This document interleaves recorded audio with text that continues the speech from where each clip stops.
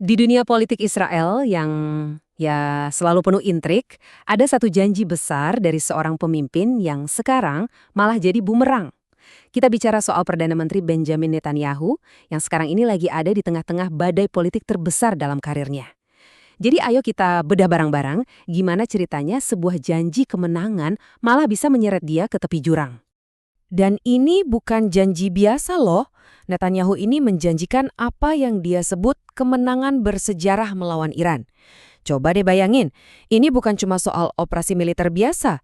Ini tuh digadang-gadang sebagai pukulan telak yang bakal merombak total peta kekuatan di Timur Tengah. Jelas, ini pertaruhan politik yang risikonya luar biasa tinggi. Tapi ya gitu deh, kenyataan seringkali punya rencananya sendiri kan? Janji besar itu sekarang malah balik menghantui dia dan bikin geger politik di dalam negeri. Nah, pertanyaan besarnya adalah, gimana ceritanya sebuah rencana yang super ambisius ini malah jadi senjata makan tuan yang mengancam posisi seorang pemimpin? Oke, biar jelas ini peta jalan kita untuk pembahasan kali ini. Pertama, kita lihat krisis politiknya. Terus, kita dalami kenapa operasi militernya dianggap gagal. Lanjut, kita dengerin badai kritik yang muncul di dalam negeri, lihat juga dampak ke ekonomi dan publik. Dan terakhir, tentu saja kita akan bertanya-tanya soal masa depan Netanyahu. Oke, kita mulai dari yang pertama, krisis politik PM Israel. Kita perlu pahami dulu nih panggung utamanya. Situasi politik di Israel yang lagi panas-panasnya. Jadi begini, ini penting banget untuk dipahami. Tekanan politik ke Netanyahu ini, wah udah bukan lagi kritik biasa. Ini tuh udah kayak gelombang kemarahan dari semua penjuru. Mulai dari lawan politiknya, sampai masyarakat biasa yang turun ke jalan. Kenapa? Ya karena mereka merasa dikhianati sama janji kemenangan yang ternyata, ya terasa kosong. Nah, kemarahan ini kan pasti ada sebabnya ya. Dan akarnya itu ada di bagian kedua ini, operasi militer yang dianggap gagal. Yuk kita lihat apa sih yang sebenarnya terjadi di lapangan. Jadi ceritanya dimulai akhir Februari 2026. Ada operasi militer gabungan antara Israel dan AS. Tujuannya, wah ini ambisius banget. Pertama, meruntuhkan rezim di Teheran. Kedua, menghentikan total program rudal mereka. Tapi hasilnya, ya bisa dibilang jauh panggang dari api. Nah, di sini nih kita bisa lihat perbandingan yang jelek banget antara target dan kenyataan. Targetnya, ganti rezim Iran. Realitanya, rezimnya malah tetap kokoh berdiri, bahkan bisa dibilang mengejutkan. Target lainnya, hentikan program rudal. Realitanya, kemampuan rudal mereka dilaporkan masih utuh. Ini sih jelas sebuah kegagalan strategis yang nggak main-main. Terus pertanyaannya, kok bisa gagal total begini? Well, menurut para analis, ada beberapa kesalahan perhitungan strategis yang fatal. Pertama, mereka dianggap meremehkan ketahanan-pertahanan Iran. Kedua, mereka terlalu bergantung sama kekuatan udara, seolah-olah serangan dari langit bisa menyelesaikan masalah politik yang rumit di darat. Dan akhirnya, pukulan mematikan yang dijanjikan itu, ya nggak pernah kejadian. Kegagalan di lapangan ini tentu saja langsung menyulut api di dalam negeri. Dan ini membawa kita ke bagian ketiga, badai kritik di dalam negeri. Jelas oposisi dan publik nggak tinggal diam. Coba dengarkan kutipan dari pemimpin oposisi, Yair Lapid. Ini benar-benar merangkum semua kemarahan yang ada. Dia bilang, ini adalah bencana diplomatik dan strategis terbesar dalam sejarah Israel. Wow, itu kata-kata yang sangat-sangat keras ya. Ini menunjukkan betapa seriusnya krisis ini di mata mereka.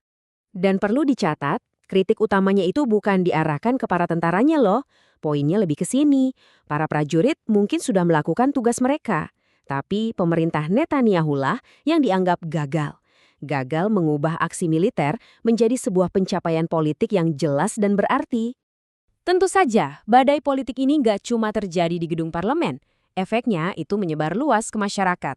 Makanya kita masuk ke bagian keempat, dampak ekonomi dan publik. Karena pada akhirnya, rakyat biasalah yang paling merasakan akibatnya. Salah satu dampak pertama yang terasa, bahkan secara global, adalah harga minyak mentah yang langsung melonjak. Ya, ini udah kayak rumus ya, setiap kali ada gejolak di Timur Tengah, pasar energi di seluruh dunia pasti ikut goyang. Dan ini jelas jadi beban tambahan buat ekonomi, nggak cuma di dunia, tapi terutama di Israel sendiri. Nah, di level masyarakat, kemarahan itu numpuk karena banyak hal. Pertama, jelas janji yang nggak ditepati. Kedua, biaya perang yang luar biasa mahal, baik itu uang maupun nyawa. Terus, pasar keuangan jadi nggak stabil. Dan yang mungkin paling bikin cemas, ancaman dari proksi-proksi Iran itu bukannya hilang, malah terus ada. Jadi, rasa aman yang dijanjikan itu, rasanya kok malah makin jauh ya? Karena tekanan dari mana-mana ini, Netanyahu akhirnya terpaksa menyetujui genjatan sementara.